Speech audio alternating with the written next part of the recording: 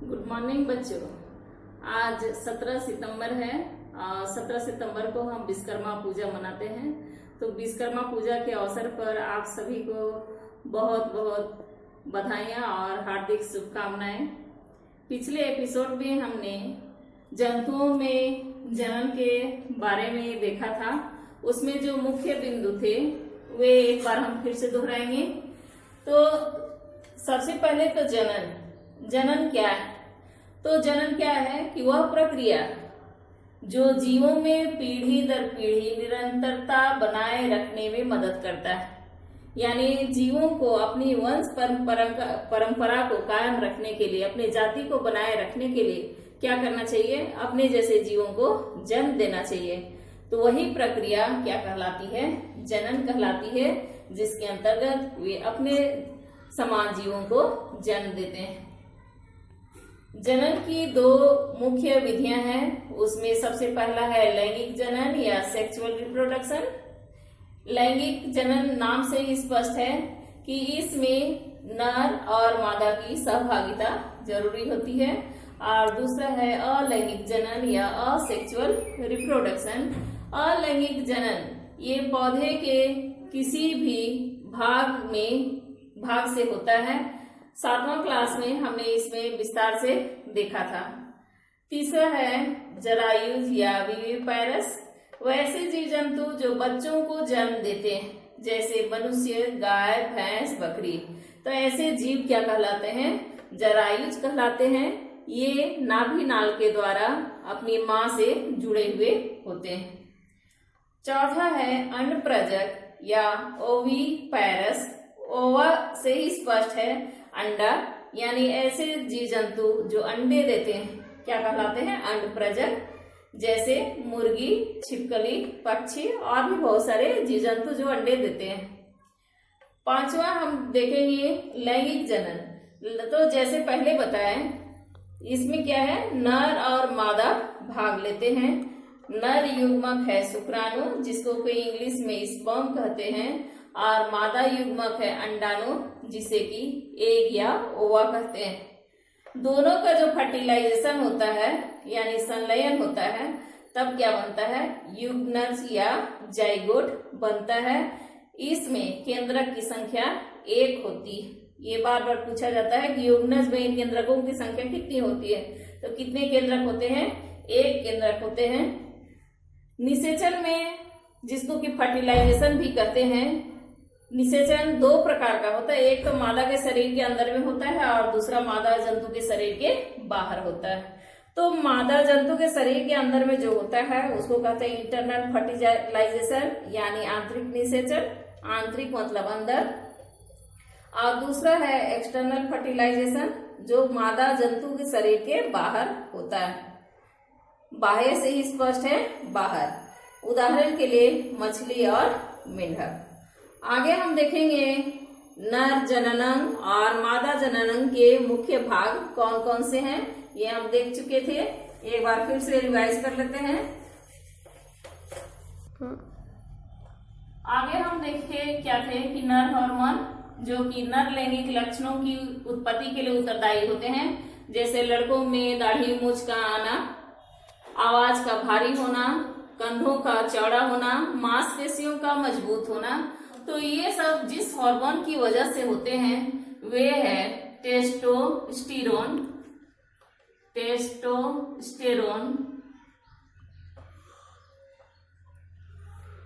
ये जो टेस्टोस्टेरोन है वो किसके लिए उत्तरदायी है? नर लैंगिक लक्षण के लिए। तो नर जननांग में कौन कौन से अंग जो है वे प्रमुख है? नर जननांग। और ये जो नर जननांग है वह शरीर के बाहर में होता है और दोनों जांघों के बीच में होता है, क्योंकि शुक्राणु के लिए एक निश्चित तापमान की आवश्यकता होती है। अगर तापमान बहुत ज्यादा हो जाएगा या बहुत कम हो जाएगा तो शुक्राणु क्या होते हैं? निष्क्रिय हो जाते हैं, मर जाते हैं। इसीलिए वे कैसे कहाँ होते हैं? शरीर के बाहर। तो इसको याद रखना है। तो नर जननांग में सबसे पहला जो है वो है वृषण या टेस्टिस। वृषण में शुक्राणु का निर्माण होता है। यहाँ शुक्राणु क्या होते हैं, बनते हैं। शुक्राणु का निर्माण और साथ में शुक्राणु क्या होते हैं, मैच्योर भी हो जाते हैं, परिवर्धन और पोषण।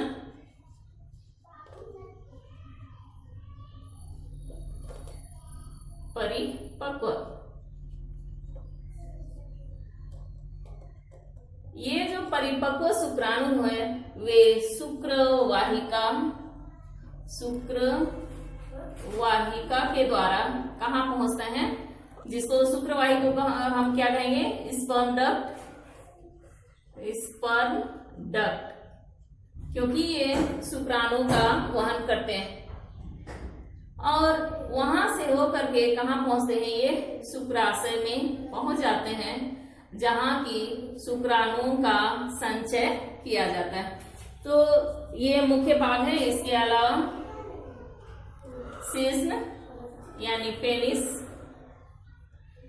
तो 4 महत्वपूर्ण भाग हो गए, वृषण, शुक्रवाहिका, शुक्राशय और शिश्न।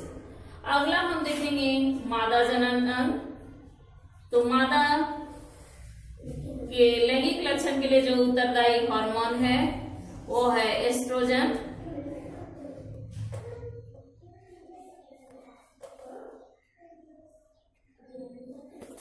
ये मादा के लैंगिक लक्षण के लिए उत्तरदायी है, जैसे स्तन ग्रंथियों का विकास होना।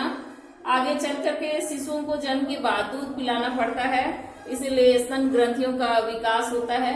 शरीर कोमल दिखाई देता है, तेल ग्रंथियां ज्यादा सक्रिय हो जाती हैं।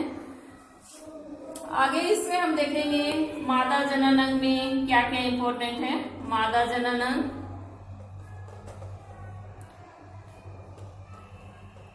इसमें सबसे महत्वपूर्ण अंग है अंडाशय यानी ओवरी।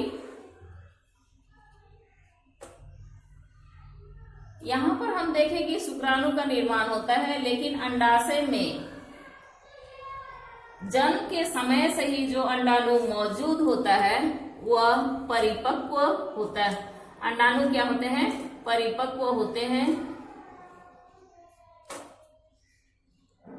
अंडाणु यहाँ पर परिपक्व होते हैं। यहाँ पर निर्माण नहीं होता है। मादा बच्चा जो है वो जन्म से ही अपने अंडाशय में लाखों अंडाणु लेकर के जन्म लेती है। तो यहाँ पर सिर्फ क्या होता है, अंडाणु परिपक्व होते हैं, और यही परिपक्व अंडाणु कहाँ जाते हैं, ओविडक्ट यानी अंडवाहिनी, जिसको ओविडक्ट कहते हैं। उसके बाद आता है यूट्रस यानी गर्भाशय।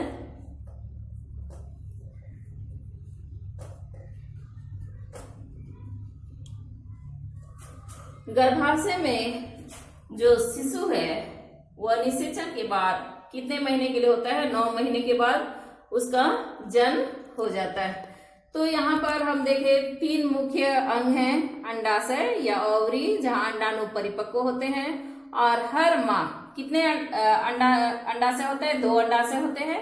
अब प्रत्येक माह एक अंडाणु बाहर निकलता है। बारी बारी से दोनों अंडाशय सक्रिय होते हैं। एक ही बार में दोनों अंडाशय से अंडाणु नहीं निकलता है, लेकिन अगर किसी कारणवश, जैसे कि हर चीज में अपवाद होता है, दोनों अंडाशय से एक एक अंडाणु बाहर निकला तो और दोनों निषेचित हो गया, उस स्थिति में कैसे बच्चे जन्म लेते हैं, जुड़वा बच्चों का जन्म होता है।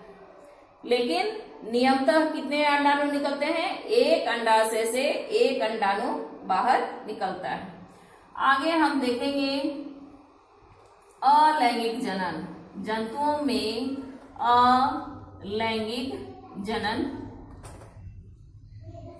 या एसेक्सुअल रिप्रोडक्शन।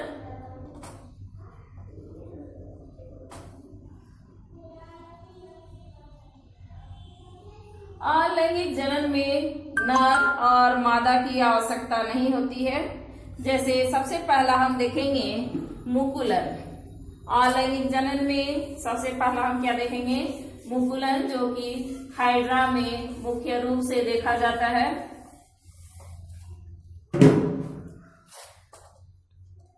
मुकुलन यानी बडिंग। इस तरह से हाइड्रा एक जलीय जंतु है, ये उसका टेंटिकल है और यहाँ पर उसका मुख होता है।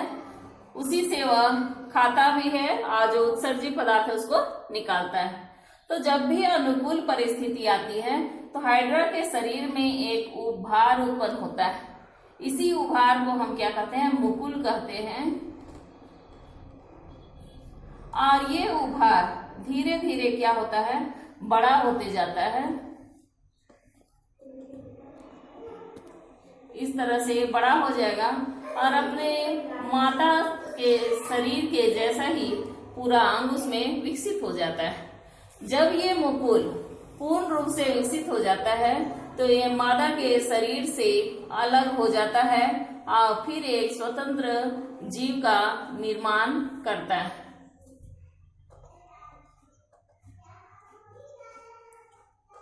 तो बहुत आसान प्रक्रिया है हाइड्रा में मुकुलन।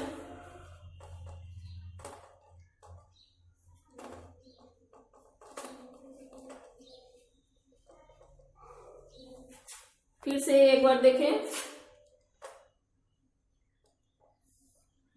क्या होता है कि जब भी अनुकूल परिस्थिति आती है, यानी खाने पीने के लिए प्रचुर मात्रा में भोजन उपलब्ध रहेगा, वातावरण इसके अनुकूल रहेगा, तब मादा के शरीर में एक उभार उत्पन्न होता है। उस उभार को हम क्या कहते हैं? मुकुल।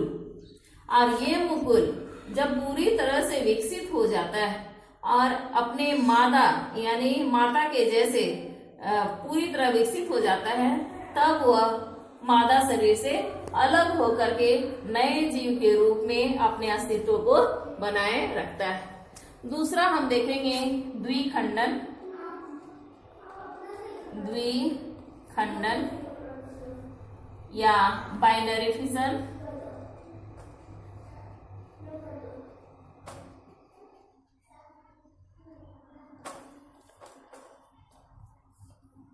ये अमीबा में दिखाई देता है। अमीबा हम जानते हैं कैसा जीव है?